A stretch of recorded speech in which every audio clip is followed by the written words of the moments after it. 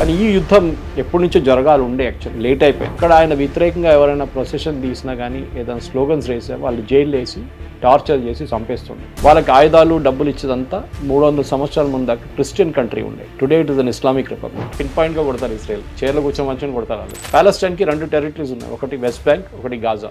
నడిమిట్లో Israel. Palestine ఏమంటా Israel కూడా మాదే అంట. కానీ ఇజ్రాయెల్ అట్లా కొట్టారంటే తిప్పి అప్పుడు ఆ టైంలో టెక్నాలజీ లేదు, ఏం లేదు. They fat like crazy and they defeated all these fellows. Israel ఏం చేస్తున్నారంటే ఫస్ట్ ఇజ్రాయెల్ దగ్గర అబ్సల్యూట్ ఇంటెలిజెన్స్, వాళ్ళ intelligence is like out of this world. Iran లో వాడు వచ్చి నిద్రపోతున్నప్పుడు రాత్రి వాళ్ళు బెడ్ కింద మిసైల్ కొట్టారు. వాళ్ళు మహిళల్ని బయటకు బుర్కా ఇవ్వకుండా లేకుండా హిజాబ్ లేకుండా వచ్చి చంపేస్తారు. వాళ్ళు Khamenei was killed, his entire family was killed, all 40 top commanders died. ఇంకా 50-60 మంది పోయి ఉంటారు, వాళ్ళకి పేర్లు బయటికి రాలేదు. అంత యాక్షనబుల్ ఇంటెల్. అదే టైంలో అమెరికా వీళ్ళ మిసైల్ సైట్స్ మీద కొట్టడం మొదలు పెట్టారు. Israel will not leave anybody. వాళ్ళకి క్లియర్, వాళ్ళ ప్రయారిటీ చాలా క్లియర్. ఇరాన్ దగ్గర ఉన్న ఆయుధాలు నెక్స్ట్ 2 వీక్స్లో మ్యాక్సిమం అయిపోతుంది. దివాళీ పటాకల్లాగా వాళ్ళ దగ్గర కొంచెం స్టాక్ ఉంది, కానీ ఆ స్టాక్ ఎన్ని రోజులు నడిపిస్తో తెలియదు మనకి. అరబ్ నేషన్స్ కూడా ఇప్పుడు వాళ్ళు కూడా తీసుకొచ్చేసి they fed up of Iran. Gulf is now shut down, literally shut down. Hit TV ప్రేక్షకులకు నమస్కారం, నేను మీ మహేష్. పొద్దున్నే ఒక మీమ్ చూశాను. అందులో ప్రపంచ దేశాలన్నీ ఒకరి మీద ఒకరు బాంబులు వేసుకుంటూ ఉన్నాయి, కానీ పక్కన ఇండియా మాత్రం చాలా హ్యాపీగా హోలీ చేసుకుంటూ ఉంది. అసలు ఏం జరుగుతుంది? ఈ ప్రపంచ దేశాలు ఒకరి మీద ఒకరు బాంబులు వేసుకుంటే మనకేమైనా పట్టదా? మనం అంత సేఫ్గా ఎలా ఉన్నాం ఏంటి? అసలు ఈ యుద్ధ పరిణామం ఎందుకు వచ్చింది? ఎక్కడ స్టార్ట్ అయింది? ఎప్పుడు జియోపాలిటిక్స్ గురించే కాకుండా ఇదిగో ఈరోజు మనం యుద్ధం గురించి తెలుసుకుందాం. దీని గురించి క్లియర్గా ఎక్స్ప్లెయిన్ చేయడానికి మనతో పాటు senior political analyst and senior journalist Suresh Kochattil గారు మనతో ఉన్నారు. ఇన్ఫ్యాక్ట్ ఈ యుద్ధంలో కొంచెం వాళ్ళ ఫ్యామిలీ మెంబర్స్ కూడా దుబాయ్లో ఇరుక్కుపోయి ఏం జరుగుతుందా అన్న సందిగ్ధ అవస్థలో ఉన్నారు. సో ఆయన దగ్గర నుంచి ఇంకా క్లియర్ ఎక్స్ప్లెనేషన్ వస్తుంది. సురేష్ సార్ నమస్కారం. నమస్కారం సార్. నా కళ్ళతో నేను ఒక యుద్ధాన్ని చూస్తానో లేదో అనే డౌట్ ఉండేది సార్. మొత్తానికి 3వ ప్రపంచ యుద్ధం జరుగుతుంది అని చెప్పేసి మొత్తం అందరూ నమ్ముతున్నారు. సార్ మామూలుగా ఏ దేశమైనా సరే యుద్ధానికి అంత తొందరగా వెళ్ళదు. ఎన్నో చర్చలు ఉంటాయి, ఎన్నో విఫలయత్నాలు ఉంటాయి, మాటలు ఉంటాయి, కాంప్రమైజెస్ ఉంటాయి. ఇంకా ఏం లేదు అన్నప్పుడే కదా సార్ యుద్ధం వరకు వెళ్తుంది. ఇన్ఫ్యాక్ట్ మీ పర్సనల్ లైఫ్ కూడా ఇప్పుడు ఈ ప్రజెంట్ యుద్ధంతో కొంచెం ఎఫెక్ట్ అయినట్టుగా కనపడుతుంది. అసలు ఏం జరిగింది సార్? ఇదంతా ఎక్కడ స్టార్ట్ అయింది? ప్రపంచ యుద్ధం అయితే రాదు, అది మీరు మర్చిపోకండి, టోటల్గా మర్చిపోండి. ఎందుకంటే ప్రతి ప్రపంచ యుద్ధం first and second world war మొదలైంది చిన్న ఇన్సిడెంట్స్ అని మొదలైంది. ఆర్చ్ డ్యూక్ అసాసినేషన్తో first world war, second world war ఇంకో చిన్న ఇన్సిడెంట్తో మొదలైంది, కానీ ఎక్కడికో వెళ్ళిపోయింది లాస్ట్లో. ఎప్పుడు లేని అమెరికా లాస్ట్ మూమెంట్ వచ్చి దిగింది వార్లో. పర్ల్ హార్బర్ బాంబ్ చేసిన తర్వాత అప్పుడు దాకా వాళ్ళు బయట ఉన్నారు. ఎక్కడ లేని సోవియట్ యూనియన్ రిలాక్స్ చేసుకున్నారు. అప్పుడు యుఎస్ఎస్ఆర్, జర్మనీ వచ్చి వాళ్ళ మీద దాడి చేశారు, వాళ్ళు మళ్ళీ ఎంటపడ్డారు జర్మనీ అంట. దాంట్లోనే హిట్లర్ ఓడిపోయారు. కానీ ఈ యుద్ధం ఎప్పటి నుంచో జరగాలి ఉండే యాక్చువల్లీ, లేట్ అయిపోయింది. లాంగ్ పెండింగ్ యుద్ధం. దానికి కారణాలు చాలా ఉన్నాయి.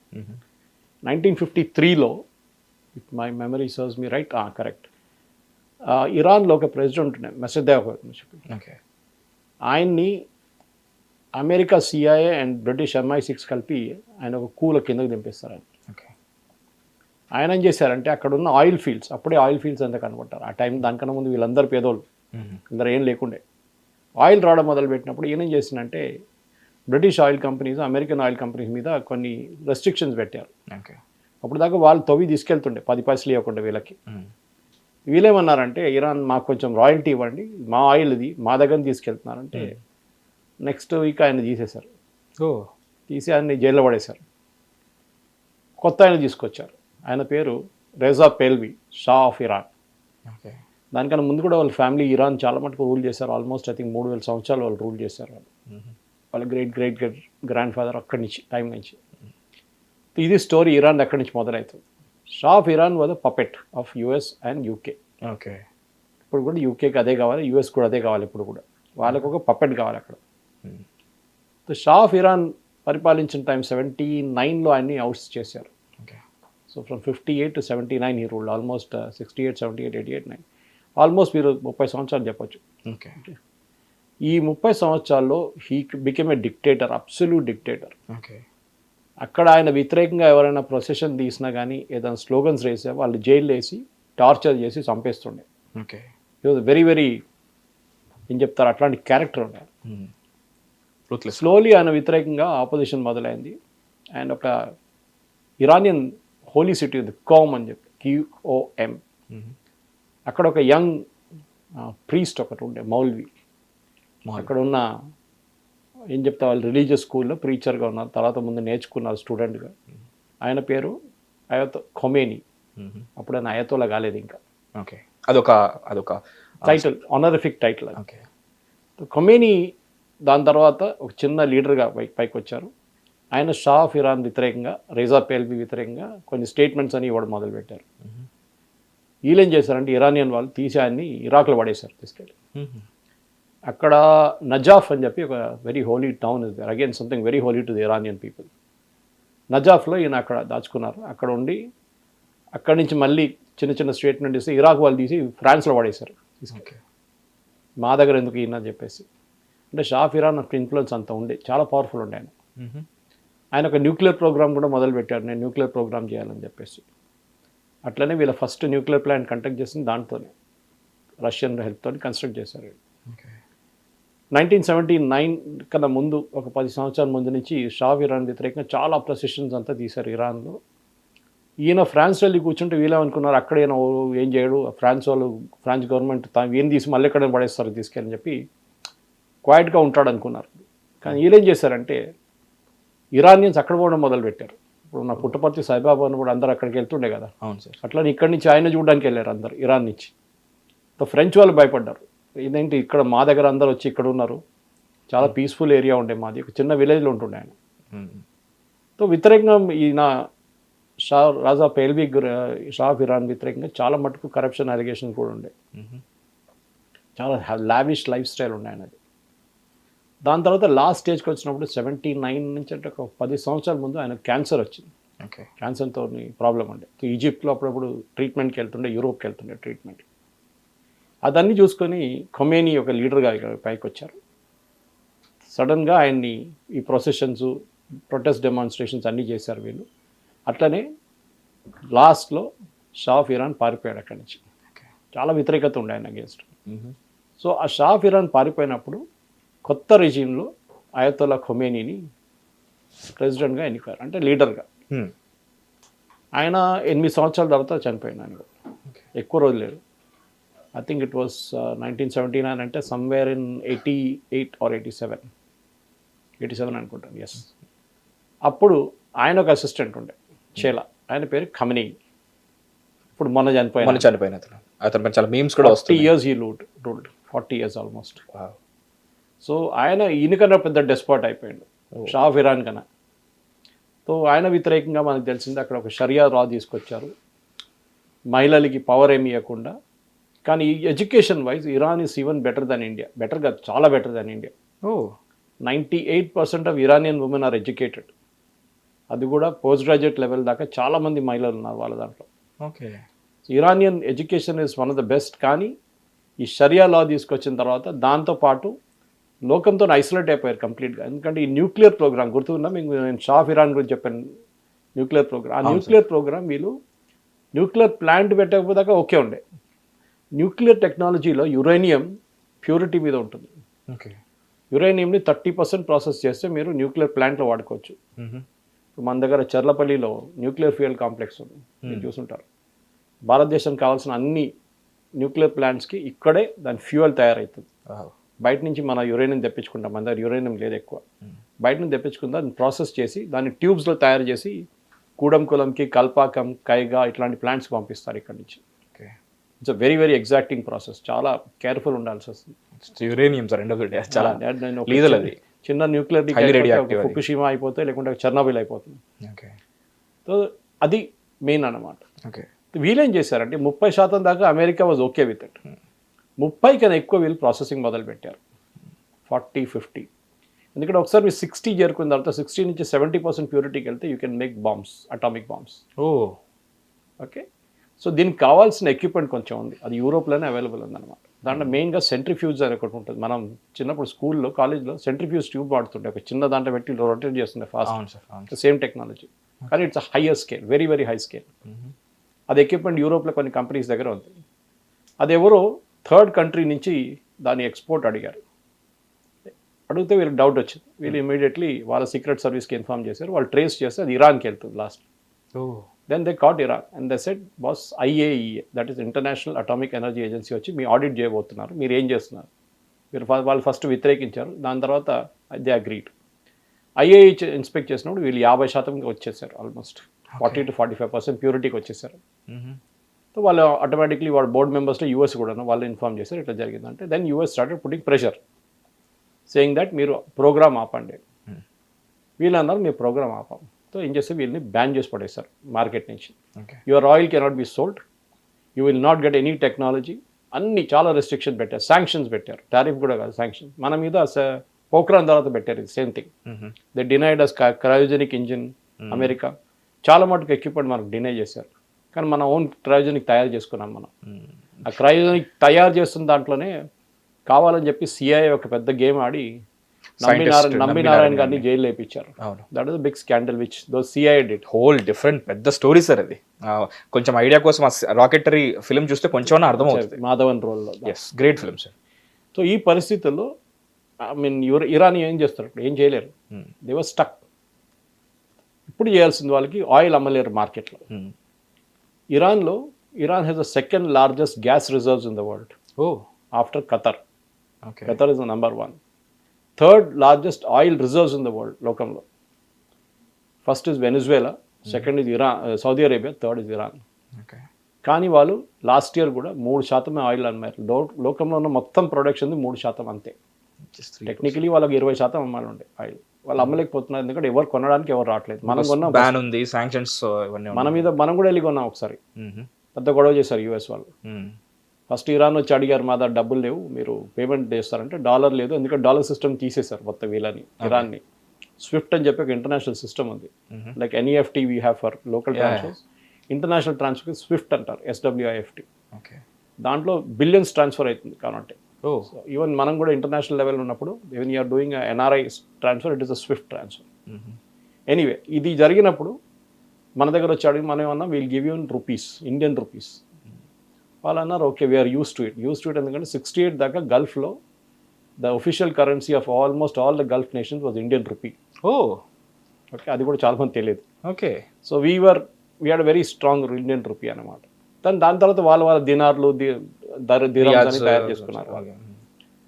ఈ పరిస్థితుల్లో సెకండ్ టైం వాళ్ళు మన దగ్గరకు వచ్చిన మన అన్నాం ఈసారి రూపీ ఇవ్వలేము, ఏం చేస్తారంటే మాకు బియ్యం కావాలి, బియ్యం లేదన్నారు వాళ్ళు. So we gave rice, we're doing a barter system.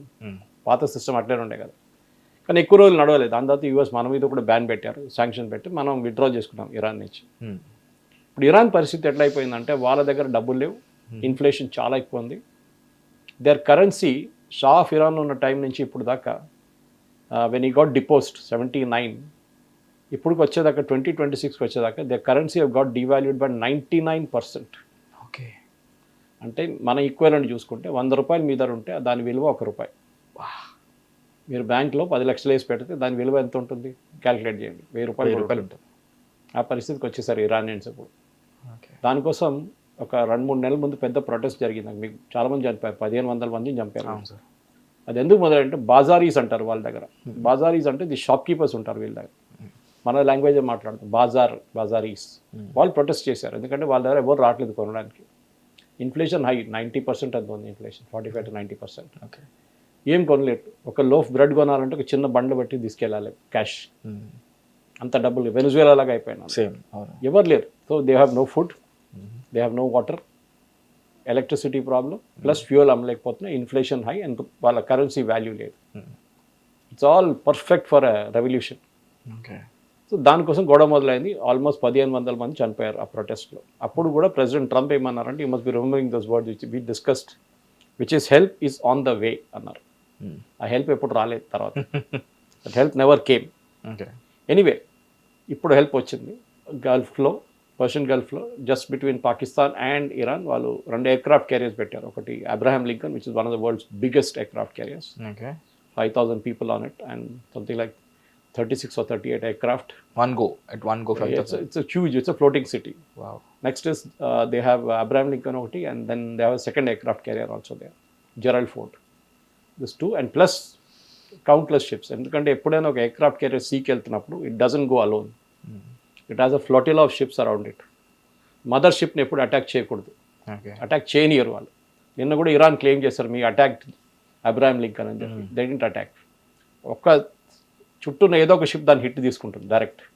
They will never allow the mother ship to get attack. So that's a rule అనమాట. సో తోడు ఒక 15 షిప్స్ ఉంటారు, చిన్న చిన్న డెస్ట్రాయ్స్ ఉంటుంది, నేవీ డెస్ట్రాయ్స్. ఇది కూడా అంతే, same with Gerald Ford. Then they have submarine, they have about 11 submarines as we know. We don't know the exact number, 11 ఉందంటున్నారు. నిన్న టామహాక్ మిసైల్ దాని నుంచే ఫైర్ చేశారు వీళ్ళు. Okay, so this is the start of the revolution ఇరాన్లో. ఇది problem అనమాట. So ఈ ఇజ్రాయెల్కి ఏం ప్రాబ్లం ఉందని అడుగుతారు చాలామంది. దీంట్లో ఇజ్రాయెల్కి పెద్ద ప్రాబ్లం. ఎందుకంటే ఇరానియన్ వాళ్ళు ఎప్పుడు ప్రాక్సీస్ని లోకంలో చాలా ప్లేసెస్లో వీళ్ళు డబ్బులు ఇచ్చి ఏం చెప్తారు, వీళ్ళనే ప్రోత్సహించారు, తిండి పెట్టి they make them big. Okay. అట్లాంటి పరిస్థితుల్లో 3 హెచ్లు వచ్చాయి: Hamas, Houthis, Hezbollah. Okay. Houthis are located in Yemen. మీకు తెలుసు అక్కడ గవర్నమెంట్ లేదు. గవర్నమెంట్ ఉందంటే ఉంది, సౌదీ అరేబియా సపోర్ట్ చేస్తున్నారు, ఒక చిన్న ముక్కలు ఉంది. ఇంకో ముక్క యూఏ సపోర్ట్ చేస్తున్నారు, ట్రెడిషనల్ అలయన్స్ అని చెప్పి, అలయన్స్ సదర్న్ అలయన్స్ చెప్పి ఒక అలయన్స్ ఉంది అక్కడ. ఓకే. మీ నడిమిట్లో the Houthis are sitting and they are firing at ships going in the Red Sea. చాలా మటుకు అటాక్ చేశారు వాళ్ళు. దాని తర్వాత యూఎస్ వచ్చి మొత్తం ధ్వంసం చేస్తే వాళ్ళు సైలెంట్ అయిపోయారు కొన్ని రోజులు. మళ్ళీ మొదలు పెట్టారు నిన్న. ఓకే. వాళ్ళకి ఆయుధాలు డబ్బులు ఇచ్చేదంతా ఇరాన్, పెంచి పోషించేది వాళ్ళే.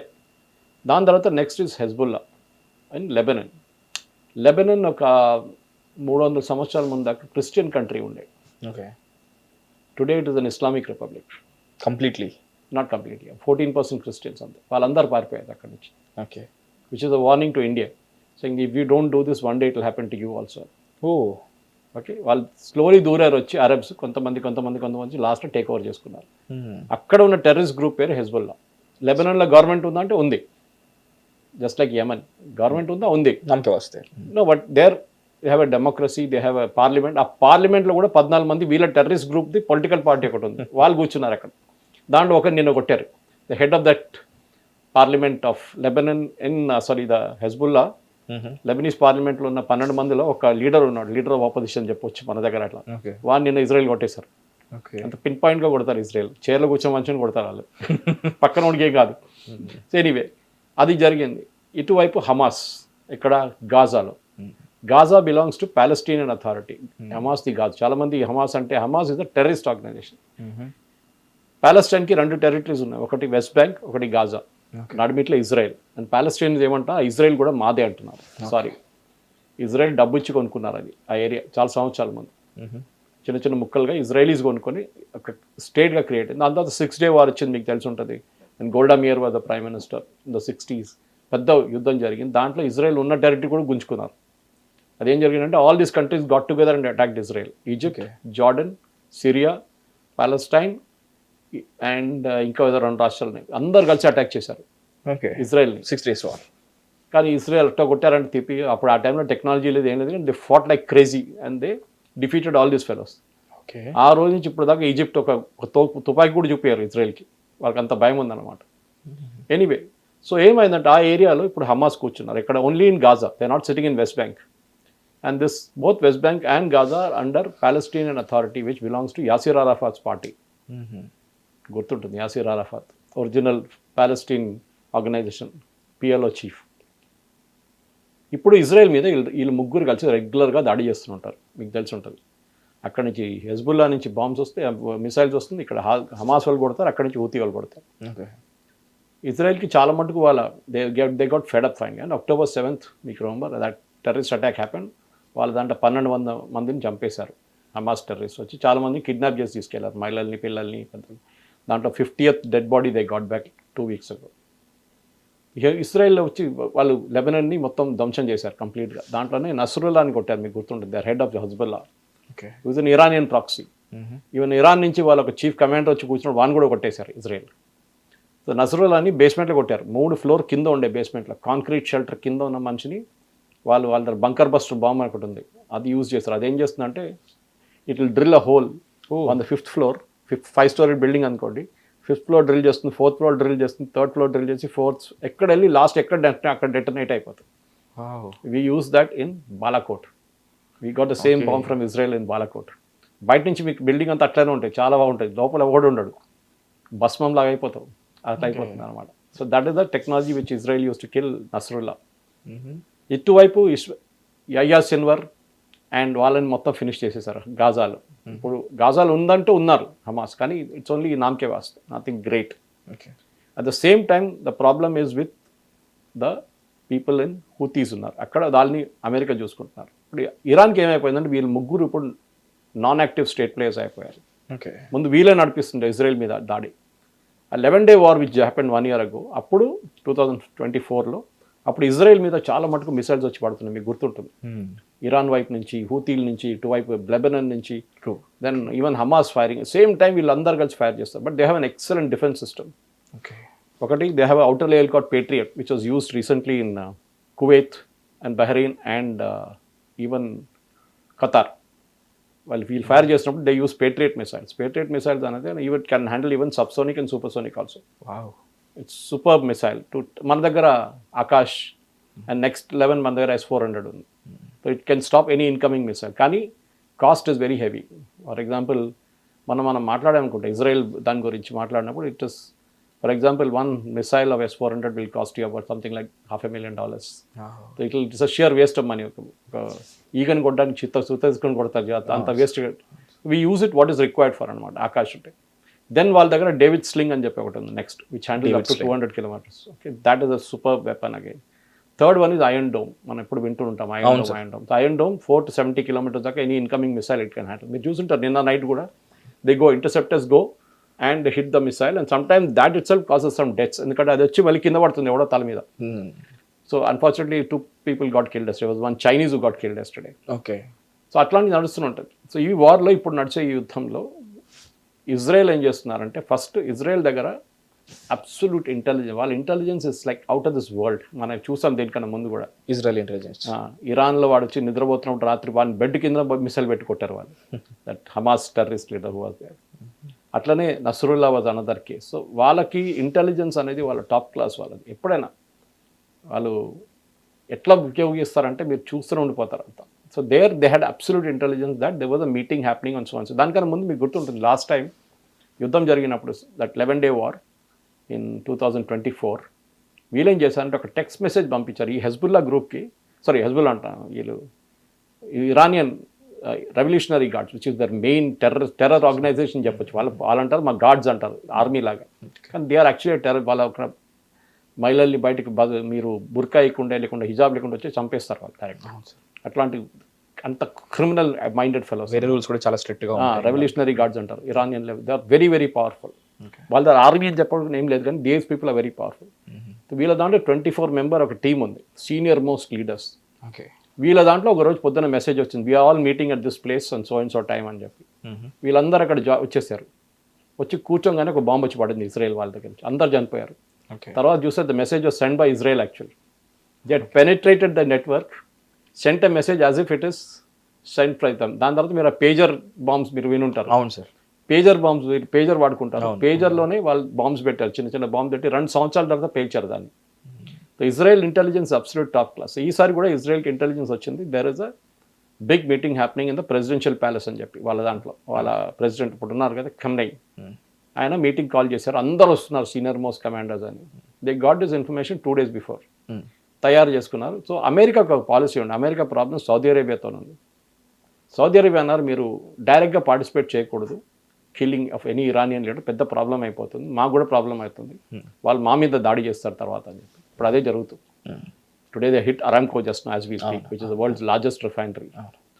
సో అమెరికా అన్నారు ఓకే ఇజ్రాయెల్ చేసేస్తారు, మాకేం ప్రాబ్లం, మేము వాళ్ళ మిసైల్ సైట్స్ కొడతాము, వాళ్ళ లాంచ్ ప్యాడ్స్ కొడతాము, వాళ్ళ అన్ని మిగతా మిలిటరీ ఇన్ఫ్రాస్ట్రక్చర్ మేము ధ్వంసం చేస్తాం, కానీ Israel will hit the people. Exactly చెప్పినట్లనే Israel took off it 200 aircraft from Tel Aviv. 200 aircraft అంటే 3000 kilometers ట్రావెల్ చేయాలి వాళ్ళు. ఓకే, ఇమాజిన్ ద డిస్టెన్స్ వాళ్ళు travel, how many times refuelling చేయాల్సి వస్తుంది ఎయిర్లోనే ప్రతి ఎయిర్క్రాఫ్ట్. కరెక్ట్గా వీళ్ళందరూ 262 మంది కూర్చున్న ప్లేస్లో ప్రెసిడెన్షియల్ ప్యాలెస్లో కొట్టారు. Khamenei was killed, his entire family was killed, all 40 top commanders died. ఇంకా 50-60 మంది పోయి ఉంటారు, వాళ్ళకి పేర్లు బయటికి రాలేదు. అంత యాక్షనబుల్ ఇంటెలిజెన్స్. అదే టైంలో అమెరికా వీళ్ళ మిసైల్ సైట్స్ మీద కొట్టడం మొదలుపెట్టారు.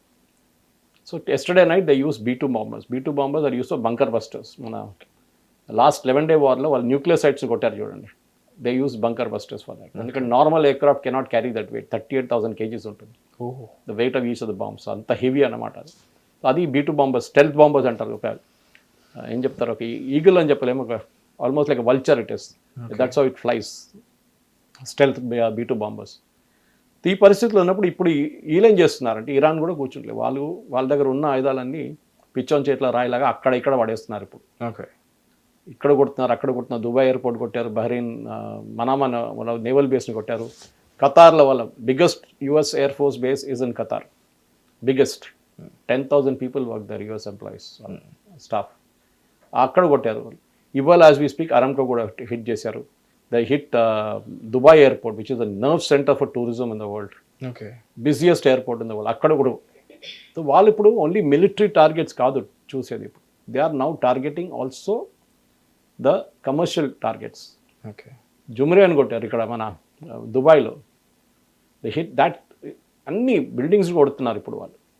So typically they are exhausting వాళ్ళ దగ్గర ఉన్న మిసైల్స్ అంతా అయిపోయింది. సో అమెరికా నిన్న సాయంత్రం B-2 బాంబర్స్ యూజ్ చేసి మిగతా అన్ని they destroyed their complete ammunition అనమాట. ఇంకా వాళ్ళ దగ్గర కొంచెం ఉంటుంది, అక్కడెక్కడ పెట్టుంటారు వాళ్ళు సెలెక్టివ్ బహుశా బయటికి, కానీ బయటికి దిగానే they through satellite they can see it. Okay, so immediately the order hit అనమాట. టామ్హాక్ క్రూజ్ మిసైల్ ఏదో వచ్చేస్తుంది, ఒక 20-30 సెకండ్లు వచ్చేస్తుంది అది. So that how powerful it is. So these people are now literally on the edge. ఇప్పుడు కొత్త రెజ్యూమ్ని కొత్త లీడర్ని సెలెక్ట్ చేయడానికి ఒక 5-member కమిటీ పెట్టారు వాళ్ళు. కానీ ప్రాబ్లం ఏంటంటే దాన్ని ఒకటి ఆల్రెడీ కొట్టేశారు. 5 మెంబర్లు ఒకరిని Israel finished of yesterday. So ఎవరు ఎలక్ట్ అవుతారో వాడిని కూడా తీసేస్తారు. ఈవెన్ జస్ట్ లైక్ హెజ్బుల్లా కొత్త లీడర్ని అనౌన్స్ చేశారు Lebanon after Nasrallah was killed. వాడిని 3వ రోజు వాడిని కూడా తీసేశారు. So same thing happened with Hamas. Hamas appointed new leader and that fellow was also killed the next day evening. Israel will not leave anybody. వాళ్ళ clear, వాళ్ళ priority చాలా clear. Iran should not possess a nuclear weapon by any chance. అది వాళ్ళకు insistence ఒకటి ఉంది, అదే నడుస్తుంది ఇప్పుడు. So hopefully by another 1 week situation కొంచెం చల్లబడిపోవాలి చాలా మటుకు. There is a lot of tension around the world. చాలామంది ప్యాసింజర్స్ స్టక్ అయినారు ఎయిర్పోర్ట్స్లో. మన వైపు నుంచి నిన్న 440 ఫ్లైట్స్ క్యాన్సిల్ అయింది, international flights. Okay, and you can imagine number of flights that get cancel next 2-3 days. కానీ మన దగ్గర it's peaceful. We can fly east towards Singapore and all that, but we cannot fly west towards. Okay, Africa నుంచి వెళ్ళాల్సి వస్తుంది మనకి. అది చాలా long distance అయిపోతుంది.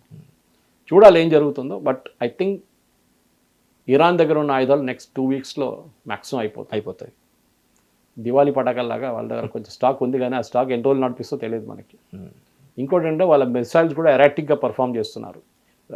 జుమరియా దాన్ని ఎందుకు కొట్టారని అర్థం కావట్లేదు ఇప్పుడు. ఎందుకంటే why did the hit Dubai's commercial area ఎందుకని అది అర్థం కావట్లేదు. ఒక స్ట్రాటజీ అంటూ పామ్ జుమరియా ఎందుకు కొట్టారు వాళ్ళు, నో లాజిక్ అన్నమాట దాన్ని. బహుశా ఇట్స్ నాట్ యూని డైరెక్షన్, ఎక్కడో కొడుతున్నారు వాళ్ళు, ఎక్కడికో పోతుంది అది. ఏమైనా స్టేట్మెంట్ ఇవ్వడం లాంటిది సార్ ఏమైనా, లేకపోతే మేము అక్కడ వేసి ఇక్కడ ఒకటేసి అక్కడ వేసి వై అరామ్కో, మీరు అరామ్కో అడుగుతారు వై అరామ్కో అంటే, and I'm looking at as it happens. Aramco కూడా చాలా మటుకు అరామ్కో ఇస్ డూయింగ్ బికాజ్ వాళ్ళు ఇన్ఫ్రాస్ట్రక్చర్ని ఒకసారి కొడితే then they know that we have succeeded. ఆ ప్లాంట్ షట్ డౌన్ అయింది ఇవాళ. And Aramco the world's biggest petrochemical plant and you can say petroleum plant, refinery. దాన్ని ఆపడం అంటే ఇమ్మీడియట్ ఆయిల్ ప్రైసెస్ 110కి వెళ్ళిపోతుంది. ఆల్రెడీ 100కి వెళ్ళింది నిన్న. స్ట్రైట్ ఆఫ్ హార్మూజ్ క్లోజ్ చేసేసారు ఇరాన్. ఇప్పుడు అరబ్ కంట్రీస్ అందరు కలిసి ఇరాన్ మీద ప్రెషర్ పెడుతున్నారు. ఎందుకంటే ఇదంతా ఈ బాంబింగ్ అయ్యే ముందు దాకా Jared Kushner which who the son in law of Trump and Steve Witkoff వాళ్ళ security adviser were speaking to this people. ఎవరు? ఇరాన్తో నెగోసియేషన్ నడుస్తుండే జెనీవాలో. మీరు ఆపేసేయండి మీ nuclear programme, okay okay okay అని చెప్తే వాళ్ళు కరెక్ట్గా ఒక ఇండికేషన్ ఇవ్వలేదు. ఈవెన్ ఆ బాంబింగ్ జరిగే కన్నా ఒక 12 గంటల ముందు కూడా వీళ్ళు మాట్లాడుకున్నారు జెనీవాలో. Omanis were handling the negotiations. But Khamenei was very insistent, no we will not give any such guarantee.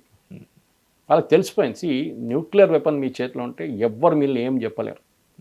North Korea మీకు గుర్తుందా? కిమ్ జాంగ్ ఉన్ ఎవడైనా వెళ్ళి కాసం టచ్ కూడా చేయం కదా సార్. ఎందుకు? Because is got nuclear weapon. Nobody will use a nuclear weapon. After Hiroshima and Nagasaki, they know the destruction that can happen. They know what happened in Chernobyl. They know what happened in Fukushima. They will not, nobody, ఎవరైనా కానీ వాళ్ళు చేసి, మన దగ్గర కూడా అంతే.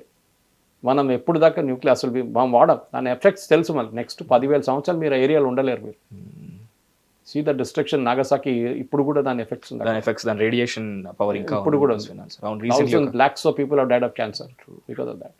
ఎవరు వాడరు, కానీ దట్ చేతిలో ఒక కర్ర ఉంది మన దగ్గర, వస్తే నా దగ్గర నేను కొడతానని చెప్పేసి, that is the nuclear weapon. Once Iran gets it, అది then Iran will become the literal threat అనమాట ఎవరికైనా కానీ, ఇజ్రాయెల్ కూడా. బికాజ్ వాళ్ళు అంటారు Israel has no right to exist, వాళ్ళ లాజిక్ అది. బట్ ఇజ్రాయెల్ అంటారు మాకు it's a question of survival, simple, we have no choice. We have to survive, వాళ్ళని కొట్టాల్సిందే. అండ్ యాజ్ నేషన్స్ ప్రైడ్ కూడా ఎవరు కూడా they don't want to give up కూడా. అది ఉంటుంది కదా ఎప్పుడు. సి మనం న్యూక్లియర్ ప్లాన్ మన ఫస్ట్ బ్లాస్ట్ చేసినప్పుడు I think Indira Gandhi was the prime minister, then Raja Ramanna was the head, defence head, then scientific head. Buddha is smiling, the Buddha has smiled, that the code language అప్పుడు. దాని తర్వాత ఐ థింక్ వాజ్పేయి గారు ఉన్నప్పుడు మనం పోఖ్రాన్ చేసాం, అప్పుడు కూడా మన మీద శాంక్షన్స్ పెట్టారు US. Came out of it, no problem. So ఏ దేశమైనా, కానీ మనం ఒక ఫూలిష్ మూవ్ ఏం చేసామంటే, I don't know which who the prime minister, but we took a call saying no first use policy. అంటే పాకిస్తాన్ మన మీద దాడి చేయొచ్చు, మనం దాడి చేయం ఫస్ట్. That is foolish. ఎందుకంటే ఒకసారి మీ మీద న్యూక్లియర్ వెపన్ పడేసి మీరు ఏం చేస్తారు తర్వాత, మీరు ఉండరు రెస్పాండ్ చేయడానికి. సో మనం మోదీ గారు వచ్చిన తర్వాత కరెక్ట్ చేసాం మనం. Nothing called no first use. మనకు థ్రెట్ ఎందుకు అనిపిస్తే మనం యూస్ చేస్తాం, కానీ we'll never use it. Conventional weapons వాడుకుంటాం మనం, ఆపరేషన్ సింధూర్లో చేసినట్లే. బట్ ఒక బ్రహ్మోస్ లేకుంటే మిగతాది వాడుకుంటాం, కానీ we'll never use a nuclear weapon. అదొక థ్రెట్ కోసం పెట్టుకుంటాం అంతే. జస్ట్ అది మన అల్టిమేట్ వెపన్, అది దాన్ని అంత తొందరగా బయటికి రాదు. ఇరాన్ ఏంటంటే ఆ 60% ప్యూరిటీకి రాగానే అలాం బెల్స్ మొదలైంది అన్ని చోట్ల, రెడ్ ఫ్లాగ్స్ రైజ్ అయింది. So there is a threat that is coming now అని చెప్పేసి అది అర్థమైపోయింది అందరికీ. So they had to act, there no choice. Sir 60% అయ్యే వరకు లైక్ ఎక్కడ ఇన్ఫర్మేషన్ మనకి దొరకలేదా, లేకపోతే ఇరాన్ కంట్రీస్కి ఐఏ ఇన్స్పెక్షన్స్ ఉండే, ఇంటర్నేషనల్ అటామిక్ ఎనర్జీ ఏజెన్సీ. ఒకసారి డిటెక్ట్ అయినప్పుడు 40%లో వాళ్ళు అప్పుడు చాలా ప్రెషర్ ఇరాన్ మీద పెట్టిన తర్వాత వాళ్ళు అగ్రీ చేశారు ఇన్స్పెక్షన్స్కి. వీళ్ళు సడన్గా వచ్చేస్తారు ఇన్స్పెక్షన్స్కి. మన దగ్గర ఫార్మా కంపెనీస్కి యూఎస్ FDA వాళ్ళు వస్తారు చెప్పకుండా వచ్చేస్తారు. చెప్తే మీరు అన్ని రెడీ పెట్టుకుంటారు కదా దానికోసం. అట్లాంటి ఇన్స్పెక్షన్స్ ఉంటుంది. వీళ్ళకి CCTV కెమెరాస్ ఉంటాయి, చాలా పవర్ఫుల్ కెమెరాస్. మీరు యురేనియం ఇక్కడ నుంచి అక్కడ మూవ్ చేస్తే వాళ్ళకి తెలిసిపోతుంది జెనీవాలో. So they have everything, sudden inspections అన్ని. కానీ ఒకసారి 60% దగ్గర వచ్చిన తర్వాత వాళ్ళు అలౌ చేయలేదు, ఇన్స్పెక్టర్స్ని అలౌ చేయట్లేదు. No we will not allow, మీరు అమెరికన్స్, మీరు స్పైస్, మీరు మొసాడ్ ఏజెంట్స్ అని చెప్పేసి ఆపేశారు. అక్కడే అమెరికా కోపం వచ్చింది, saying that how can you not allow that. అప్పుడు వీళ్ళ నుంచి బ్యాన్ పెట్టడం మొదలుపెట్టారు. ఫస్ట్ ఆయిల్ ట్రేడ్ బ్యాన్ చేశారు, తర్వాత మిగతా ఏది మీరు చేయలేరు ఇంటర్నేషనల్ ట్రాన్సాక్షన్స్ అని చెప్పి అది కూడా బ్యాన్ చేసి పడేశారు వీళ్ళు. సో బట్ సిచ్యువేషన్ ఇంకా ఎంత ఉంటుందో తెలియదు. ఇప్పుడు నేను ఇంకో ఛానల్ నుంచి వచ్చాను, వాళ్ళు అన్నారు సార్ మన ఎల్లుండి కలుద్దాం అంటే చెప్పాను, మన రేపేమవుతుందో తెలియదు, నాకు ఎల్లుండి ఏముంటుందో తెలియదు. We don't know what will happen today night, but as I was driving, I just heard the news that there's been a bombing of the Aramco plant in Saudi Arabia, which is a big news. ఏమైతుందో తెలియదు వాళ్ళు రాత్రి దాకా. But I think the suspicion is Arab nations కూడా ఇప్పుడు వాళ్ళు కూడా విసుకొచ్చేస్తుంది. They are fed up of Iran. They will also say go head and do it, finish. American support చేస్తామేమో, వన్స్ అండ్ ఆల్ ఫినిష్ చేసేసేయండి వీళ్ళని. వీళ్ళని కంప్లీట్ ఇప్పుడు ఒక గద్దాఫీ లాగానో ఒక సద్దాం హుసేన్ లాగానో finish them off once and for all. అది జరుగుతుంది. అదే కనుక అయితే ఎవరు విలీనం చేసుకుంటారు సార్? లైక్ అక్కడ కొత్తగా ఏ గవర్నమెంట్ వచ్చే అవకాశం ఉంది? గవర్నమెంట్ అదే ప్రాబ్లమ్. మేము లుక్ ఎట్ వెనజువేలా కేసు తీసుకుందాం. వెనజువేలా మడూరోని వీళ్ళు కిడ్నాప్ చేసి తీసుకెళ్ళిన తర్వాత యూఎస్ ఇమీడియట్గా వాళ్ళ వైస్ ప్రెసిడెంట్ టేక్ ఓవర్ చేశారు. ఇనిషియలీ ట్రంప్ ఏమన్నారు, ఏదో ఒక నోబెల్ ప్రైజ్ విన్నర్ ఉండే ఆమెను తీసుకొచ్చి పెడదాం అన్నారు. కానీ ఇమీడియట్గా ఏమన్నారంటే ఆమెకి లోకల్ కనెక్షన్ ఏం లేవు, ఆమె 30 సంవత్సరాల నుంచి బయట ఉంది. She has no idea what is happening locally. Shah of Iran కొడుకు కూడా అదే ప్రాబ్లం. ఇప్పుడు Reza Pahlavi junior is there, ఈ సెయింగ్ ఐఎమ్ కమింగ్ అని. కానీ అక్కడ వల్ల అంత ఇంట్రెస్ట్ లేదు వాళ్ళకి. బికాజ్ గ్రౌండ్ రియాలిటీ యొక్క దేశం నడిపించడం అంటే చాలా టఫ్. దట్టు ఇలాంటి సంక్లిష్ట పరిస్థితుల్లో నుంచి బయటకు వచ్చి మీరు ఒక ఇల్లు నడిపించడానికి ట్రై చేయండి, ఒక ఫ్యాక్టరీ నడిపించడానికి ట్రై చేయండి, ఒక స్టూడియో ఎక్స్ట్రీమ్లీ టఫ్. చిన్నది. మోదీ గారు ఎట్లా దేశం నడిపిస్తారో నాకే తెలియదు, ఎందుకంటే ఎవరైనా పిచ్చి పట్టేస్తుంది. Because India such a huge country. But still you have to manage. You are a prime minister, you have to manage, no other choice. Tension ఉంటుందో కొంతమంది తట్టుకోలేకపోతారు టెన్షన్ కూడా. బట్ ఇరాన్ని బయటికి తీసుకురావాలంటే ఇరాన్ నుంచి ఒక లీడర్ కావాలి ఇప్పుడు మనం. సో వీళ్ళ నడిమిట్ నుంచి ఎవరైనా ఒక బెటర్ పర్సన్ విల్ కమ్అట్ అనుకుంటాను. ఇప్పుడు మీరు చెప్పిన 5 పేర్లు 6 పేర్లు చాలా ఉన్నాయి, అట్లాంటి పేర్లు ఉన్నాయి. సో దాని నుంచి ఎవరినైనా బయటికి తీసుకొచ్చి US if they agree to it then వాళ్ళు ఈ can be the president tomorrow. That is not a problem. కానీ అక్కడ ఉన్న ముల్లాలు వాళ్ళు ఏం చేయాలని చూడాలి. ఇప్పుడు వాళ్ళు తీసుకెళ్ళి ఎక్కడైనా వేయాల్సి వస్తుంది.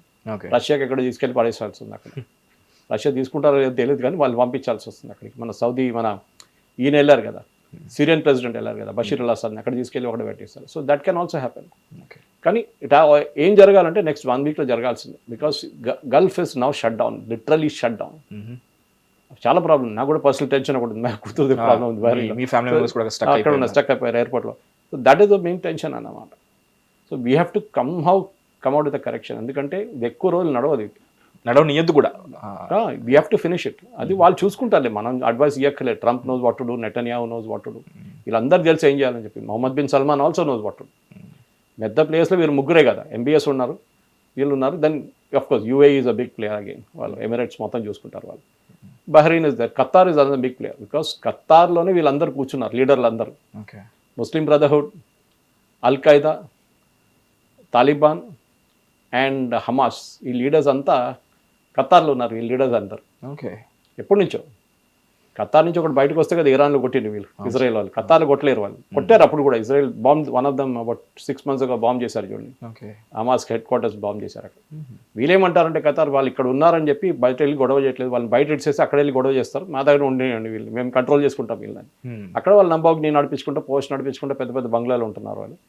ఎన్ని రోజులు ఉంటారో తెలియదు. ఇప్పుడు ఇట్లాంటి సిచ్యువేషన్ వచ్చేస్తే రేపు యూఎస్ వాళ్ళని తీసి బయటపడేమంటారు ఎక్కడైనా. కానీ బయటకు వస్తే ఇజ్రాయెల్ వాళ్ళని తీసేస్తారు, కంప్లీట్గా ఫినిష్ చేసేస్తారు వన్స్ అండ్ ఫర్ ఆల్. అదొక భయం ఉంది ఒకటి. As long they are in Qatar they protect, but moment they come out of Qatar they finished. That's it. మీకు ఒక మీమ్ చూపిస్తాను sir, and very happy about this meme. ప్రపంచ దేశాలన్నీ కొట్లాడుకుంటున్నాయి, India is like very happy, మన Holi celebrating Holi. So why is India safe and how is it safe? మనకెందుకు, మనకేం పట్టనట్టు ఉన్నాము. ఎట్ ద సేమ్ టైం మనం ఇప్పుడు పాకిస్తాన్ గురించి పట్టించుకోవాల్సిన అవసరం లేదు, వాళ్ళు కొట్లాడుకుంటారని చెప్పేసి అంటున్నారు సార్. ఇది లైక్ ఒక లేమ్ మెన్కి అర్థమయ్యేలా కొంచెం క్లియర్గా ఎక్స్ప్లెయిన్ చేయండి సార్. ఒకటి, ఇద్దరు మనుషులు రోడ్డు మీద కొట్టుకున్నప్పుడు వాళ్ళు కొట్టుకొనియండి, మీరు వెళ్ళి దాంట్లో తల పెడితే మీ తల వేసేస్తాడు ఆడు. ఇది ఒక స్లోగన్. ఇంకోటి నాది పాత ఒక జోక్ ఉంది, మీరు వినుంటారు. అది పక్కంట్లో అమ్మగారికి పిచ్చి పడితే చాలా బాగుంటుంది అది చూడడానికి. మన అమ్మగారికి పిచ్చి పడితే అప్పుడు తెలుస్తుంది సంగతి ఏంటని. ఇది ఒకటి ఉంటుంది. ఈ 2 lessons చాలా ఇంపార్టెంట్ లైఫ్లో. ఓకే, సమ్ టైమ్స్ మీరు పక్కన ఉన్న కూడా దాని మీద ఇంపాక్ట్ ఉంటుంది మీ మీద, అది అర్థం చేసుకోవాలి. ఆఫ్ఘనిస్తాన్ పాకిస్తాన్ కొట్టుకుంటే మనకు తెలుసు ఆయుధాలు ఆఫ్ఘనిస్తాన్కి ఎవరు ఇస్తున్నారని అందరికీ తెలుసు. Everybody in the world knows who is giving all the missiles to the Taliban. మనం ఇస్తున్నాం. అది పాకిస్తాన్ ఓపెన్లీ అక్యూజ్ చేస్తున్నారు ఇప్పుడు. It is India who's propping up Taliban. Yes boss, మీరు కాశ్మీర్లో గొడవ చేస్తారు, మీరు కాశ్మీర్లో మీ టెర్రరిస్ట్ని పంపిస్తున్నారు, మేము చూసుకొని ఊరుకోవాలా? మేము కూడా చేస్తాం అదే పని మీ మీద. ఇక్కడ నుంచి ఎక్కడికి ఎందరో, అక్కడ నుంచి మీకు అర్థమైంది అప్పుడు, లెసన్ అర్థమైందా? Now you know. So next time you try, we will do more. మేము ఇంకా కొంచెం ఆయుధాలు ఇస్తాం, మోడర్న్ వెపన్స్ ఇస్తాం తాలిబాన్కి. వాళ్ళు మీ డైరెక్ట్ మీ క్యాపిటల్ అటాక్ చేస్తారు, అప్పుడు మీకు అర్థమవుతుంది. సో అది. సో మనం ఏంటంటే ఫస్ట్ మనం ఇంగ్లీష్లో ఒక సేయింగ్ ఉంది, terrorist has B lucky only once, security forces B lucky all the time.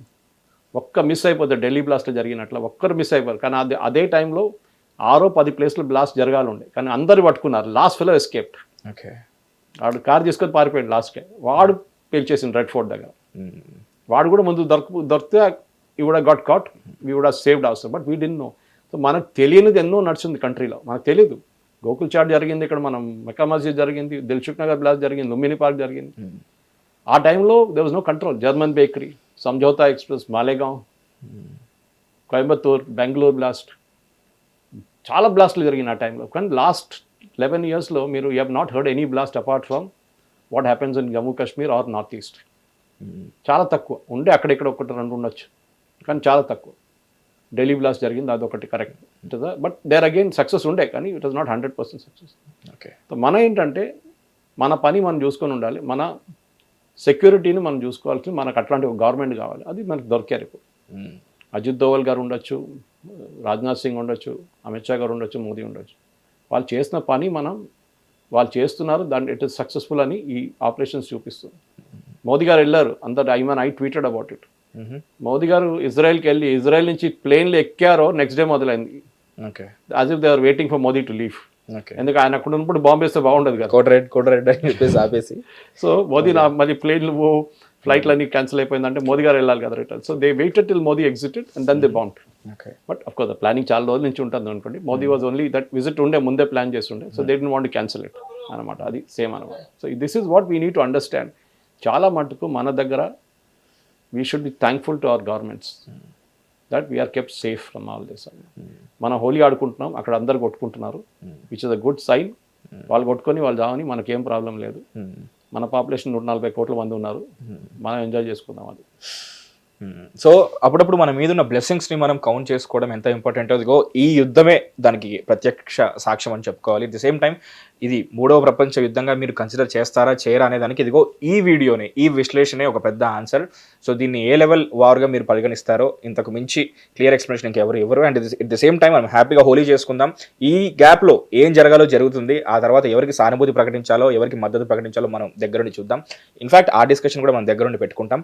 And sir me family members కూడా సేఫ్గా ఇంటికి వచ్చి హోలీ జరుపుకోవాలని చెప్పేసి మనస్ఫూర్తిగా కోరుకుంటాను. అండ్ ఈ వార్ గురించి క్లియర్గా మా అందరికి ఎక్స్ప్లెయిన్ చేసేందుకు thank you so much. Thank you. Hit TV app, ఇందులో short news, live news, entertainment shows, movies, digital magazines తో పాటు మీ జిల్లా వార్తలను కూడా ఫ్రీగా చూడొచ్చు. ఇంకెందుకు ఆలస్యం, వెంటనే హిట్ టీవీ యాప్ ని డౌన్లోడ్ చేసుకుని ఫ్రీగా ఎంటర్టైన్మెంట్ పొందండి. Hit TV app. Hit TV app. Please download hit TV app. Hit TV యాప్ని ఫ్రీగా డౌన్లోడ్ చేసుకొని ఎంజాయ్ చేయండి. మీకు నచ్చిన ఎంటర్టైన్మెంట్ కోసం హిట్ టీవీ యాప్ ని ఫ్రీగా డౌన్లోడ్ చేసుకుని ఎంజాయ్ చేయండి. హిట్ టీవీ యాప్ని డౌన్లోడ్ చేసుకుని ఆస్వాదించండి, ఆశీర్వదించండి. ఇంతమంది సెలబ్రిటీలు హిట్ టీవీ యాప్ ని డౌన్లోడ్ చేసుకోండి అని చెప్తున్నారంటే ఎంత మంచి యాప్ ఆలోచించండి. అమెరికా అమెరికా అమెరికా అమెరికాలో చదవాలనుకునే వాళ్ళకి విశ్వసనీయమైన పేరు మన శౌర్య కన్సల్టెన్సీ.